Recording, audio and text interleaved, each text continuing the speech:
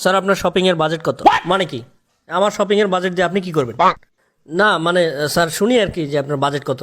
আপনাদেরকে সাংবাদিক বানাইছে কি? আপনারা কি ভদ্রতা শিখেন নাই? আপনি জানেন না যে মেয়েদের বয়স কত, তারপর ছেলেদের বেতন কত, এগুলো জিজ্ঞেস করা অভদ্রতা? সেম ওয়ে মানুষের শপিং এর বাজেট কত এটা জিজ্ঞেস করাও এক ধরনের অভদ্রতা। যে যার সামর্থ্য অনুযায়ী কেনাকাটা করবে। এখানে বাজেট কত জিজ্ঞেস করার কি আছে? আপনি জিজ্ঞেস করতে পারেন যে জিনিসপত্রের দাম সহনীয় পর্যায়ে আছে কিনা, বা গত বছরের থেকে এবছরের পার্থক্য কেমন। তা না বাজেট কত এসব কি?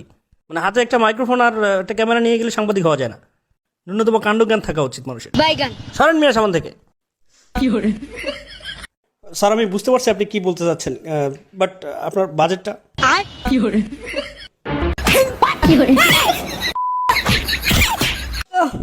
মেরে থেতো করে দিয়েছে ওরা। আরো কাউরে বাজেট জিগাবি? না স্যার, কিন্তু আপনার বাজেটটা